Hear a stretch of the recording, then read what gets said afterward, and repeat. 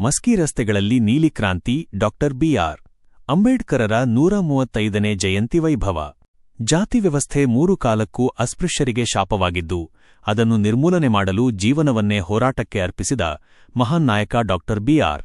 ಅಂಬೇಡ್ಕರ್ ಅವರ ಚಿಂತನೆಗಳು ಇಂದು ಕೂಡ ಸಮಾಜಕ್ಕೆ ದಿಕ್ಕು ತೋರಿಸುತ್ತಿವೆ ಎಂದು ಹೋರಾಟಗಾರ, ಚಿಂತಕ ಆರ್.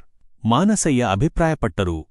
ಪಟ್ಟಣದ ಭ್ರಮರಾಂಬ ದೇವಸ್ಥಾನದ ಆವರಣದಲ್ಲಿ ತಾಲೂಕು ಆಡಳಿತ, ತಾಲೂಕು ಪಂಚಾಯಿತಿ, ಪುರಸಭೆ ಹಾಗೂ ಸಮಾಜ ಕಲ್ಯಾಣ ಇಲಾಖೆ ಇವರ ಸಂಯುಕ್ತ ಆಶ್ರಯದಲ್ಲಿ ಡಾಕ್ಟರ್ ಬಾಬು ಜಗಜೀವನ್ ರಾಮ್ ಅವರ 119ನೇ ಜಯಂತಿ ಹಾಗೂ ಡಾಕ್ಟರ್ ಬಿ.ಆರ್. ಅಂಬೇಡ್ಕರ್ ಅವರ 135ನೇ ಜಯಂತ್ಯೋತ್ಸವ ಕಾರ್ಯಕ್ರಮ ಜರುಗಿತು.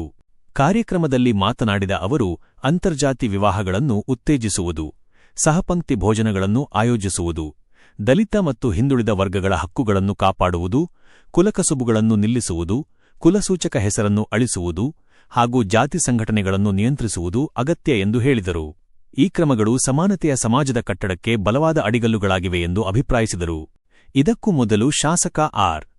ಬಸನಗೌಡ ತುರ್ವಿಹಾಳ ಅವರು ಮಹಾನ್ ನಾಯಕರ ಭಾವಚಿತ್ರಗಳಿಗೆ ಮಾಲಾರ್ಪಣೆ ಮಾಡಿ ಮೆರವಣಿಗೆಗೆ ಚಾಲನೆ ನೀಡಿದರು. ಬಳಿಕ ಕಲಾ ತಂಡಗಳ ಹೆಜ್ಜೆಗಳೊಂದಿಗೆ ಜೈಕಾರಗಳ ಘೋಷಣೆಗಳ ಮಧ್ಯೆ ಭಾವಚಿತ್ರ ಮೆರವಣಿಗೆ ಪಟ್ಟಣದ ಪ್ರಮುಖ ರಸ್ತೆಗಳನ್ನು ದಾಟಿ ಭ್ರಮರಾಂಬ ದೇವಸ್ಥಾನಕ್ಕೆ ತಲುಪಿತು. ಜಯಂತ್ಯೋತ್ಸವದ ಅಂಗವಾಗಿ ಮಸ್ಕಿ ಪಟ್ಟಣವು 3 ದಿನಗಳಿಂದಲೇ ಹಬ್ಬದ ಮೆರುಗು ತಳೆದಿತ್ತು. ಗಾಂಧಿನಗರದಿಂದ ಬಸವೇಶ್ವರ ವೃತ್ತದವರೆಗೆ ರಾಷ್ಟ್ರೀಯ ಹೆದ್ದಾರಿಯ ದಾರಿಯುದ್ದಕ್ಕೂ ವಿದ್ಯುತ್ ದೀಪಗಳಿಗೆ ನೀಲಿ ಬಾವುಟಗಳು ಮತ್ತು ಬಂಟಿಂಗ್ಸ್ ಕಟ್ಟಿ ಪಟ್ಟಣವನ್ನು ನವವಧುವಿನಂತೆ ನೀಲಿಮಯವಾಗಿ ಅಲಂಕರಿಸಲಾಗಿತ್ತು. ಈ ದೃಶ್ಯ ಸಾರ್ವಜನಿಕರ ಕಣ್ಮನ ಸೆಳೆಯಿತು. ಉಪಸ್ಥಿತರಿದ್ದ ಪ್ರಮುಖರು ಈ ಸಂದರ್ಭದಲ್ಲಿ ತಹಶೀಲ್ದಾರ್ ಮಂಜುನಾಥ ಭೋಗವತಿ, ಸಿಪಿಐ-ಆರ್ವೈ ಜಲಗೇರಿ, ಇಒ ಅಮರೇಶ ಯಾದವ್, ಪುರಸಭೆ ಮುಖ್ಯಾಧಿಕಾರಿ ನರಸರಡ್ಡಿ, ಅಧ್ಯಕ್ಷ ಸುರೇಶ ಹರಸೂರು ಹಾಗೂ ಸಮಾಜ ಕಲ್ಯಾಣ ಇಲಾಖೆ ಅಧಿಕಾರಿಗಳು, ದಲಿತ ಮುಖಂಡರಾದ ಎಚ್.ಬಿ. ಮುರಾರಿ, ದಾನಪ್ಪ ನೀಲೋಗಲ್, ದೊಡ್ಡಪ್ಪ ಮುರಾರಿ, ಮಲ್ಲಯ್ಯ ಬಳ್ಳ, ಹನುಮಂತಪ್ಪ ವೆಂಕಟಾಪೂರು, ಮೈಬುಸಾಬ್ ಮುದ್ದಾಪುರ, ಮಲ್ಲಿಕಾರ್ಜುನ ಯದ್ದಲದಿನ್ನಿ, ಹನುಮಂತಪ್ಪ ಮುದ್ದಾಪುರ, ಕಾಸಿಮಪ್ಪ ಡಿ. ಮುರಾರಿ, ನಾಗಭೂಷಣ, ಅಡವಿಭಾವಿ ತಾಂಡದ ಡಾಕ್ಟರ್ ಬಿ.ಆರ್. ಅಂಬೇಡ್ಕರ್ ವಸತಿ ನಿಲಯದ ಶಿಕ್ಷಕರಾದ ವಿಶ್ವನಾಥ ಹಿರೇಮಠ ಸೇರಿದಂತೆ ಇತರರು ಉಪಸ್ಥಿತರಿದ್ದರು. ವರದಿ ಸುರೇಶ್ ಬಳಗಾನೂರು.